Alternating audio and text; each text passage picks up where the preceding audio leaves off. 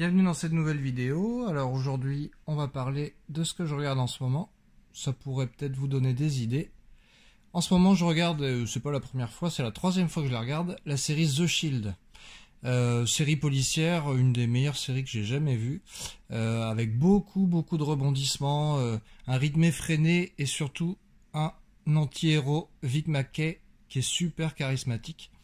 Donc voilà, si vous n'avez pas vu cette série, elle est vraiment géniale.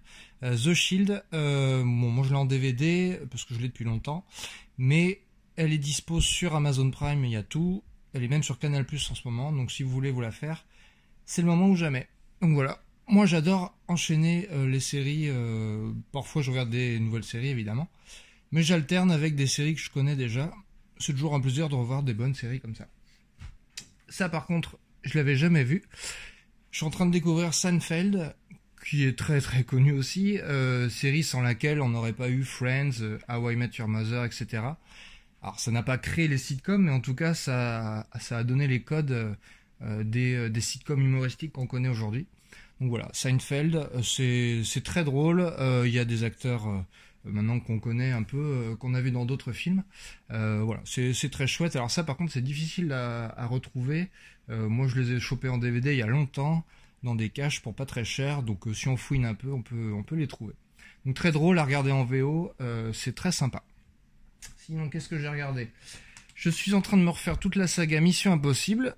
Donc, je me suis refait le premier, qui est très chouette. C'est vraiment le film d'espionnage, Brian De Palma. Très chouette. Ça m'a fait plaisir de le revoir, je l'avais pas vu depuis très longtemps. En 4K, il est assez chouette parce qu'ils ont bien refait les images. Enfin, je veux dire, le grain est là, mais c'est de très bonne qualité. Donc, voilà. Mission Impossible. En plus, il y a des acteurs français. C'est vrai que c'est chouette de les retrouver. Le 2, parce que je me les suis tous refait. Alors le 2 pour le coup, je trouve que c'est celui qui a le moins bien vieilli. Bon, c'est John Woo, c'est un style, il est vraiment à part, je trouve, celui-là. Et je dois dire que je préférais quand même, quand j'étais ado, le voir au cinéma. Il y avait des très bonnes scènes d'action, mais aujourd'hui, je dois avouer que je sais pas si c'est parce qu'on a vieilli ou si on a fait mieux depuis, mais je trouve que ça rend moins bien aujourd'hui. Mais bon, il fallait quand même que je l'ai dans la collection pour avoir toute la série. Du coup, j'enchaîne avec le 3. Le 3 est très chouette. C'est presque comme un reboot. Ils ont refait un peu le style. C'est J.J. Abrams qui a remis ça en route. Voilà, il est super. Il y a vraiment de très bonnes scènes d'action. C'est pareil, espionnage, action, mais décomplexé, quoi. Je trouve que c'est des gadgets, des rebondissements, des déguisements. C'est très chouette. Le 4 est vraiment très bien aussi, Protocole Fantôme, notamment à Dubaï, quand Tom Cruise est sur l'immeuble. Très chouette aussi. Celui-là, voilà, en termes d'action, je trouve que c'est peut-être un des meilleurs de la série. Le 5 est très chouette aussi, peut-être un peu moins bien, je sais pas, peut-être que c'est parce que je les ai enchaînés, mais voilà, il a quand même des bonnes scènes de course-poursuite. Voilà, il est très chouette. Quand on sait que Tom Cruise fait ses cascades, c'est sûr que c'est plus facile. Et le dernier Fallout, que je me suis refait aussi dans la foulée, donc bon, bah, celui-là c'est le plus récent, avec Henry Cavill. Ça c'est une super démo technique, si vous voulez tester du son Dolby Atmos, c'est un bon exemple, surtout la scène de l'hélicoptère, à la fin, en IMAX, il y a vraiment des très belles scènes, donc voilà, celui-là, il est très chouette. Voilà, ça c'est ce que je regarde en ce moment, enfin ce que j'ai regardé en tout cas dernièrement, donc c'est ma petite sélection. Ensuite, on a quelques achats, enfin les derniers achats que j'ai fait. Celui-là, je l'ai trouvé en cash pour 10 €. Hop, Kingsman.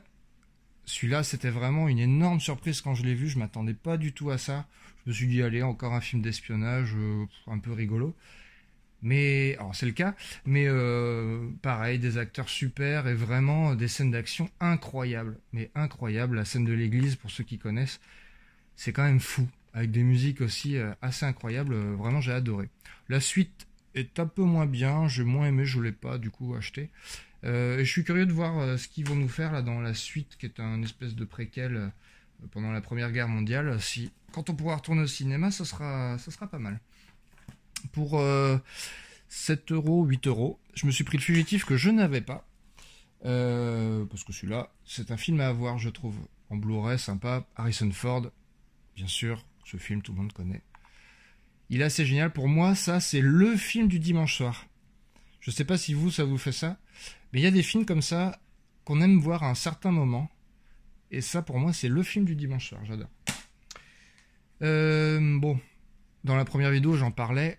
Je suis fan de Breaking Bad. Et donc, même s'il est sur Netflix, j'avais envie d'avoir El Camino en Blu-ray pour le mettre avec la collection.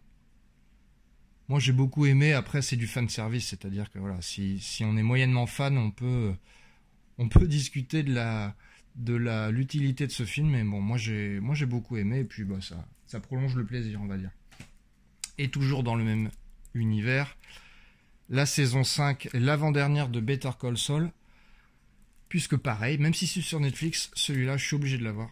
Je suis obligé, comme ça, je l'ai en très bonne qualité. Et puis c'est toujours aussi bien. La saison 6, le tournage vient de commencer. Donc, bon, je pense qu'on l'aura pas cette année, mais ce serait génial qu'on puisse l'avoir l'année prochaine. En 2022, au moins en début d'année. Je pense qu'ils vont nous faire un truc assez génial. Juste pour parler de Netflix, il y a toujours ce débat, support physique... plateforme, etc. Moi, perso, j'aime tout, en fait. Je pense que tout ce qui peut nous permettre de voir des films est bon à prendre. Évidemment, je serais pas content que le support physique disparaisse à cause de ça. Mais bon, moi, j'ai tout, en fait. J'ai Amazon Prime, j'ai Netflix, j'ai Disney+, j'ai Canal, j'ai CanalSat, j'ai OCS. Ça m'empêche pas d'en acheter des films. Et même j'en loue des films, donc enfin j'en loue dans un vidéoclub, je vais vous montrer juste après. Donc voilà, en fait tout ça n'est pas incompatible, il faut juste réussir à prendre le meilleur dans chaque. J'espère juste que voilà ils continueront de nous sortir des films en support physique, mais la VOD, enfin les plateformes de streaming, c'est quand même assez génial aussi. On fait une petite pause, une coupure et je vous montre les locations. Je disais donc que je suis dans une grande ville où j'ai de la chance d'avoir un vidéoclub, un des derniers, alors le dernier de la ville c'est sûr, peut-être un des derniers de France, je sais pas combien il y en a, mais à mon avis ça se compte sur les doigts d'une main.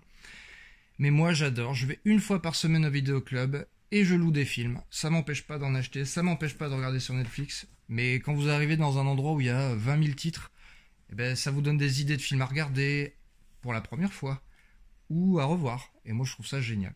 Et donc cette semaine, j'ai loué, dans les nouveautés, il y avait Enragé avec Russell Crowe.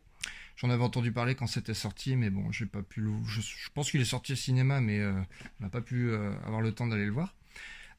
Très bon, c'est rare d'avoir Russell Crowe dans un rôle de méchant. Et bon, je pense que je vous spoile pas, on voit bien que c'est lui le méchant. Très bon film, ça dure 1h30, mais ça va très vite, c'est très distrayant, c'est une course-poursuite assez chouette. Russell Crowe est méconnaissable, il est énorme dans ce film. Quand je dis énorme, je veux dire physiquement. Donc je vous le conseille, c'est un très bon film. Pareil, ça peut être un film du dimanche soir, c'est très chouette. Alors là, ne vous moquez pas. Oui, j'ai loué Babe.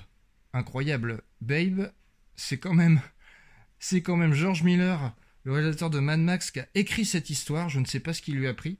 Mais moi, je l'avais pas vu depuis 20 ans ce film. Et pareil, quand je suis passé devant au vidéoclub, je me suis dit, tiens, Babe, je me le reverrai bien. Je sais pas pourquoi j'ai eu envie de le revoir, mais j'ai eu envie de le revoir. Mais c'était en 94 ou 95. Ce film a quand même eu l'Oscar des meilleurs effets spéciaux. Donc c'est quand même assez fou.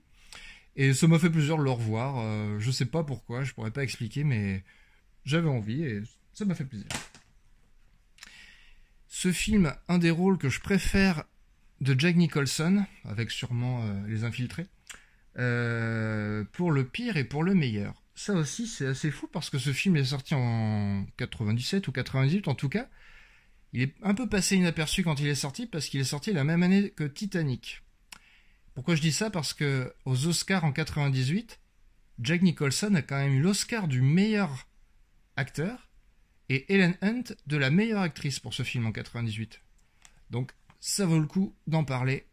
Moi j'adore Jack Nicholson dans un rôle de râleur qui a des tocs et c'est très drôle. Moi je le regarde en français celui-là parce que le doublage est très bon, ils ont leur voix originale, enfin en tout cas les acteurs principaux. Et moi je vous le conseille si vous l'avez pas vu, et si vous l'avez vu, peut-être que ça vous donnera envie de le revoir. En tout cas moi j'adore ce film.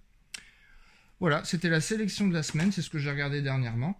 J'espère que ça vous donnera des idées. En tout cas, moi, je me laisse aller au gré des envies. Je prends dans ma collection, je me lance dans des sagas ou c'est selon l'humeur, mais en tout cas, peut-être que ça vous donnera des idées et tant mieux si c'est le cas. Merci d'avoir regardé. Merci aux quelques personnes qui ont donné des commentaires et je fais une petite dédicace à Aerius Movie. Je ne le copie pas, mais voilà, il comprendra. Allez, je vous dis à bientôt. Ciao.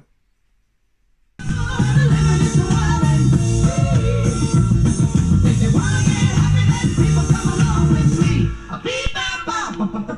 me.